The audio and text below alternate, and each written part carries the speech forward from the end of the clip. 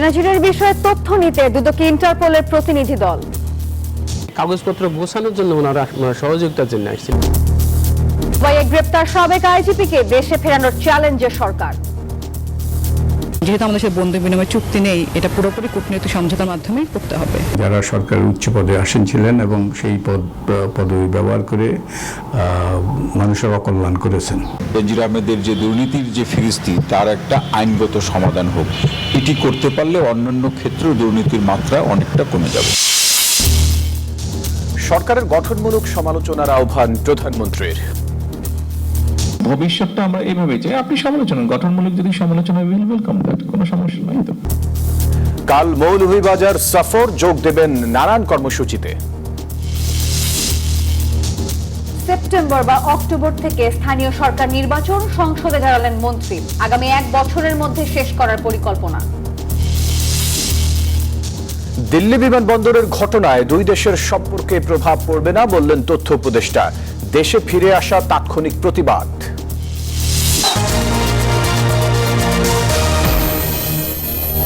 আমন্ত্রণ জানাচ্ছি নিউজ 24 সংবাদে। আর পুরো আয়োজনে আপনাদের সাথে আছি আমরা দুজন। আমি ফয়সাল মাহমুদ, সঙ্গে আছি আমি নাফিসা হক। আপনারা এতক্ষণ দেখছিলেন সুপার বোর্ড সংবাদ শিরোনাম। চলে যাব পুরো খবরে। পুলিশের সাবেক আইজি বেনজির আহমেদকে দুবাই থেকে ফিরিয়ে আনতে বাংলা ও ইংরেজি দুই ভাষার প্রত্যর্পণপত্র প্রস্তুত করে আবুধাবি সরকারকে পাঠাতে স্বরাষ্ট্র মন্ত্রণালয় পাঠিয়েছে দুর্নীতি দমন কমিশন।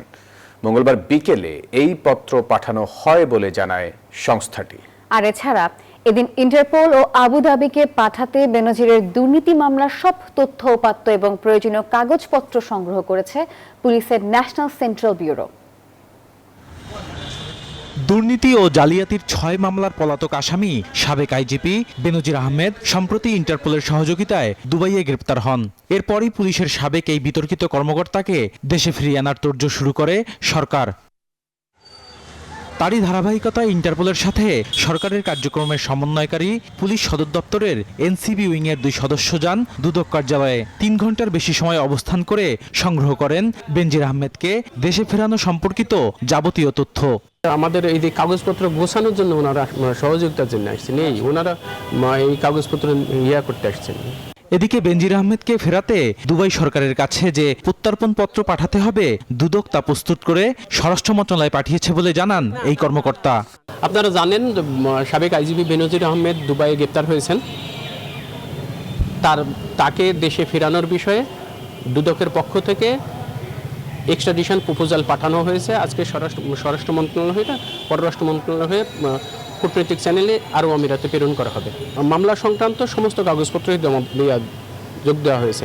এই প্রত্যর্পণপত্র শিগগিরই স্বরাষ্ট্র ও পররাষ্ট্র মন্ত্রণালয় হয়ে আবুধাবি সরকারের কাছে পাঠানো হবে বলে জানানো হয়। বদরুল আলম শাওন, নিউজ 24, ঢাকা।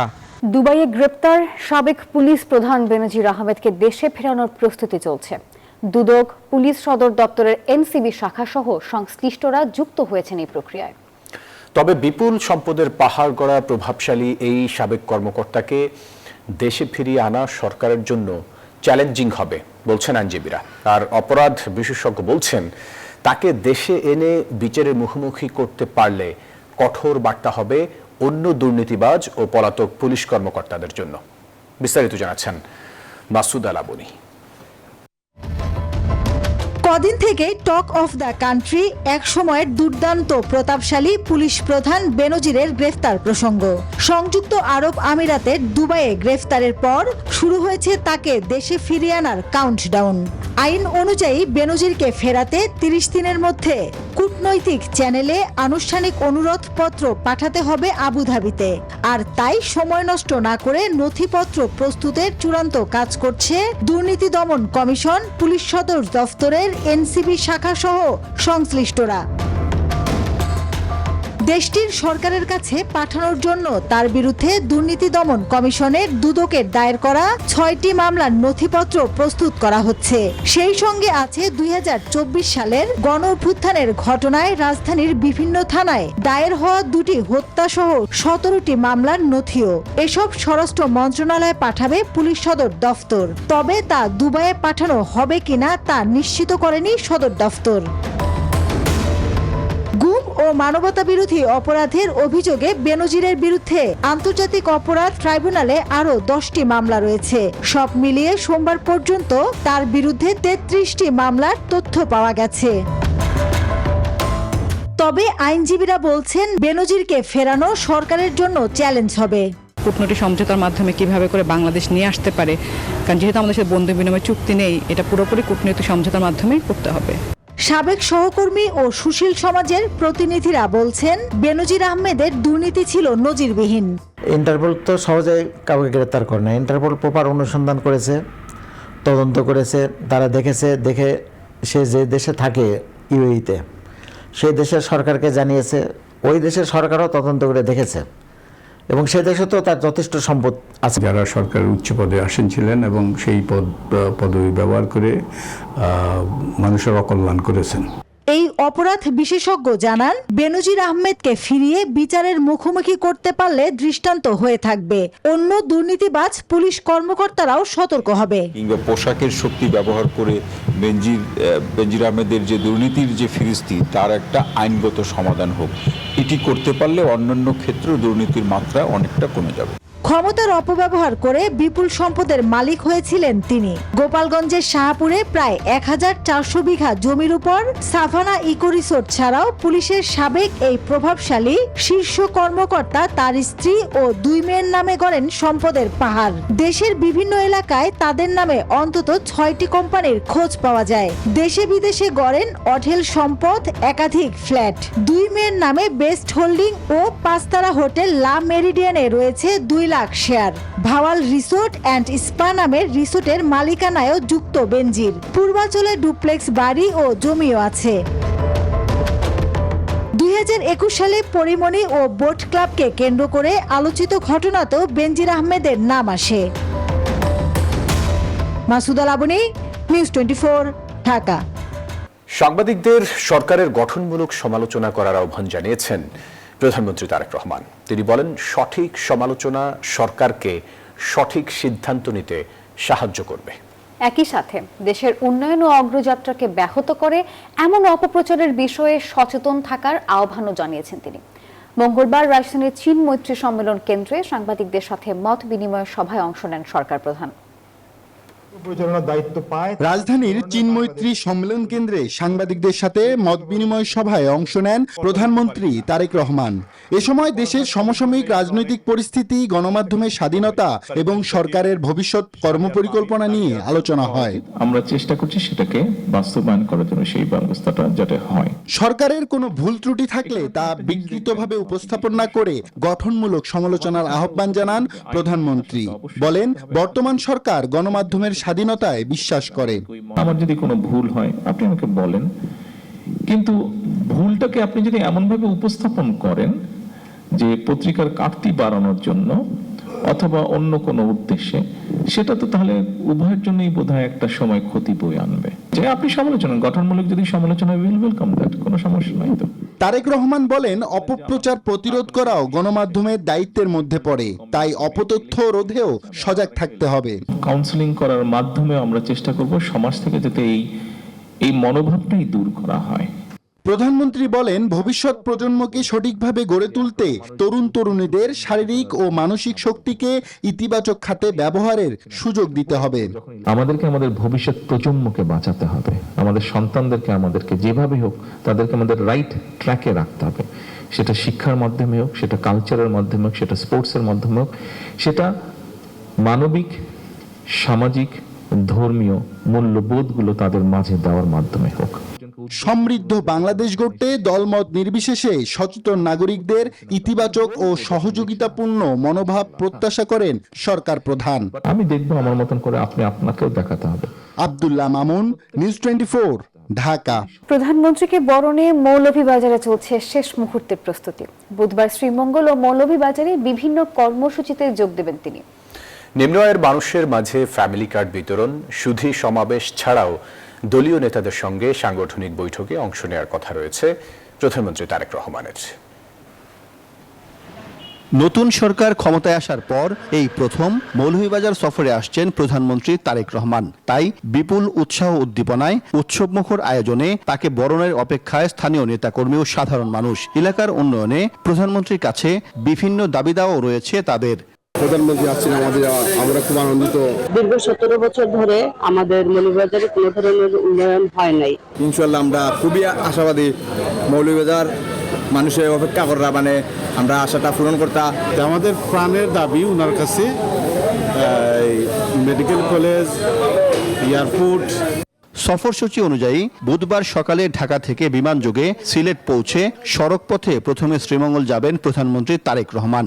সেখানে নিম্ন আয়ের মানুষের মাঝে ফ্যামিলি কার্ড বিতরণ কর্মসূচিতে অংশ নেবেন তিনি।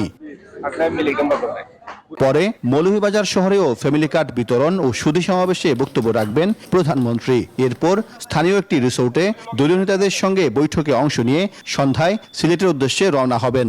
মাননীয় প্রধানমন্ত্রী জনাব তারেক রহমান এই মানে পূর্ণভূমি সিলেট, আর সেখানে উনি প্লেনে ইনশাআল্লাহ আসবেন। আসার পরবর্তীতে উনি শ্রীমঙ্গলে এবং এই মৌলভীবাজারে ফ্যামিলি কার্ড বিতরণ করবেন। জনসমাবেশে আগত জনগণের সাথে উনি কথা বলবেন।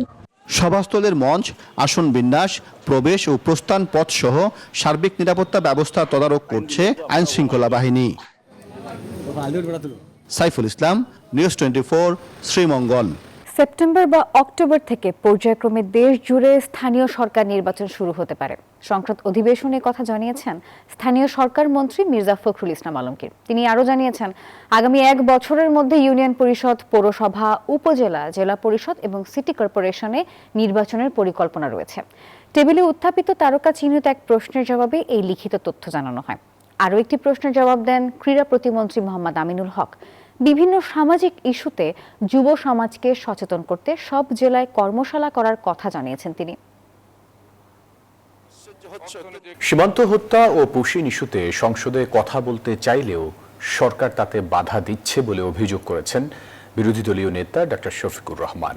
তিনি বলেন, গণভোটের রায় উপেক্ষা করে সংবিধান সংস্কার পরিষদ গঠন না করে সংশোধন কমিটি করছে সরকার। জনদাবি বাস্তবায়নে প্রয়োজনে রাজপথে কঠোর আন্দোলনের হুঁশিয়ারি দিয়েছেন তিনি। মঙ্গলবার সংসদের এলডি হলে সাংবাদিকদের সাথে মত বিনিময় সভায় তিনি বক্তব্য রাখেন। জাতীয় সংসদ ভবনে এলডি হলে সংসদ বিটের সাংবাদিকদের সঙ্গে মতবিনিময় সভার আয়োজন করে বিরোধী দল। এতে অংশ নেন বিরোধী দলীয় নেতা, উপনেতা, চিফ হুইপ সহ সংসদের অন্যান্য সদস্যরা। এ সময় বিরোধী দলীয় নেতা অভিযোগ করেন, সীমান্ত হত্যা ও পুশিন ইস্যুতে সংসদে কথা বলতে দিচ্ছে না সরকার। আর একটা নোটিশ আমরা দিয়েছিলাম, কিন্তু সেই নোটিশটা নিয়ে গড়িমসি করা হচ্ছে। সীমান্তে পুশিন এই সমস্যা, আমার নোটিশদাতাকে ডেকে নিয়ে বলা হয়েছে যে এটা সেন্সিটিভ ইস্যু, আপনি একটু উল্টো করেন। তিনি বলছেন আমি উল্টো করবো না। সেন্সিটিভ ইস্যু বলেই তো আমি আলোচনা করতে চাই, দেশের স্বার্থে, স্বাধীনতা, সার্বভৌমত্বের স্বার্থে।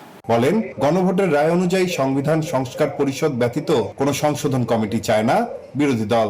জনগণের দাবি ছিল সংবিধান সংস্কার, এই জন্যই রেফারেন্ডাম হয়েছে। আমরা বলেছি 70% মানুষ যেখানে ভোট দিয়েছে, আমরা সংসদের ভিতরে এসে এটা বদলাতে চাই না। আমরা জনগণের পক্ষে, জনগণের রায়ের পক্ষে। অতএব সংশোধন নয়, আমরা বলেছি সংস্কারের জন্য কমিটি করলে আমরা দেখব উড়িয়েছে। এ সময় জুন জুলাইয়ে অর্থবছর না করে জানুয়ারি থেকে ডিসেম্বর করার দাবিও জানান বিরোধী দলীয় নেতা। সরকারের পক্ষ থেকে নাইম আলচিকো, নিউজ 24, ঢাকা। দিল্লি বিমানবন্দরে হয়রানির প্রতিবাদ জানাতে তাৎক্ষণিকভাবে দেশে ফিরেছেন এমনটি জানিয়েছেন প্রধানমন্ত্রীর তথ্য উপদেষ্টা ডাক্তার জাহিদুর রহমান। সচিবালয়ের ব্রিফিংয়ে তিনি জানান, দিল্লি বিমানবন্দরে পৌঁছানোর পর তাকে ইমিগ্রেশন পার হতে দেওয়া হয়নি। 2 ঘন্টারও বেশি সময় বসিয়ে রাখা হয়। বাংলাদেশের হাইকমিশনের দীর্ঘ সময় উচ্চ পর্যায়ে যোগাযোগ করলেও কোনো সুরাহা হচ্ছিল না। এমন অবমাননাকর পরিস্থিতিতে তিনি দেশে ফিরে পাসপোর্ট ফেরত চান, আর তখন অনুমোদন মিললেও দেশের মর্যাদা রক্ষায় তা প্রত্যাখ্যান করেন বলে জানান উপদেষ্টা। এখানে একটা অনাকাঙ্ক্ষিত পরিস্থিতি তৈরি হয়েছিল, কিন্তু আমি এক্সপেক্ট করব এই ঘটনার প্রভাব দুই দেশের ভবিষ্যৎ এনগেজমেন্টের জন্য, আমি এনগেজমেন্ট কথাটা বলছি, এই ধরনের সম্পর্কের ক্ষেত্রে এনগেজমেন্ট ইজ ইম্পর্টেন্ট, এনগেজমেন্টের ক্ষেত্রে প্রভাব পড়বে না। মিরপুরের কাজীপাড়ায় নিজ বাসা থেকে রাবেয়া নামের এক তরুণীর অর্ধগলিত মরদেহ উদ্ধার করা হয়েছে। প্রাথমিক তদন্তে এই ঘটনাকে হত্যা বলে জানিয়েছে পুলিশ। কাফরুল থানার ভারপ্রাপ্ত কর্মকর্তা জানায়, রাবেয়ার স্বামী মুন্না শনিবার থেকেই পলাতক রয়েছে। তাকে গ্রেপ্তারে অভিযান চলছে। মৃতের মা জানিয়েছেন, 5 দিন আগে থেকেই মেয়ের মোবাইল বন্ধ পাচ্ছেন তিনি। মঙ্গলবার বাসায় আসার পর ভেতর থেকে দরজা বন্ধ পেয়ে পুলিশকে জানালে তারা গিয়ে লাশ উদ্ধার করেন। বাড়ির মালিক জানান, শনিবার রাতেই বাড়ি থেকে বের হয়ে যান মুন্না। বাসা ভাড়ার জন্য তাকে কল করা হলে মোবাইল বন্ধ পাওয়া যায়। ঘটনাস্থল পর্যবেক্ষণ করছে ক্রাইম সিন ইউনিট।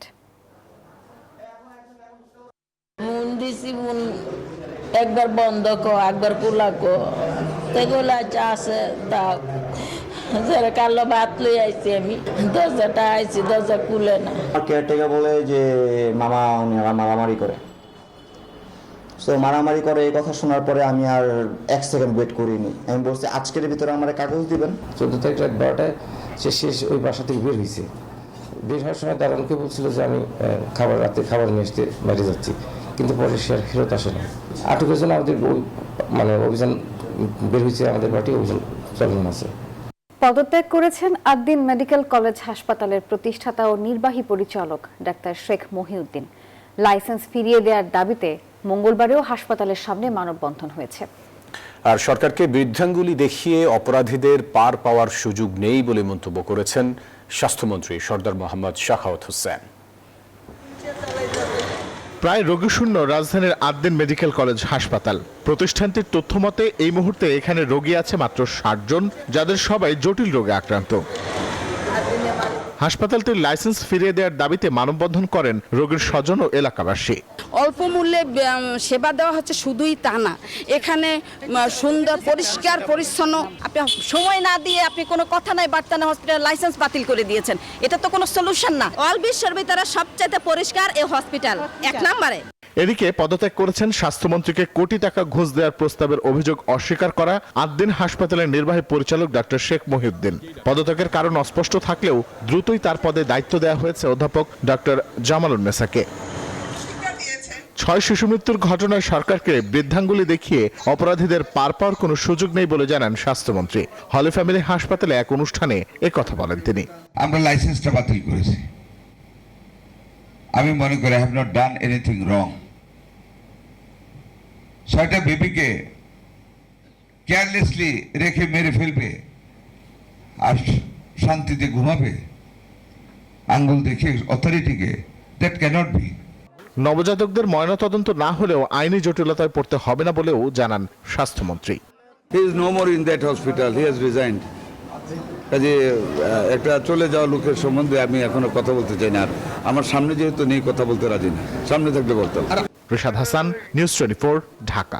দর্শক, এই ছিল নিউজ 24 সংবাদে। পুরো আয়োজনে আমাদের সঙ্গে থাকার জন্য ধন্যবাদ সবাইকে।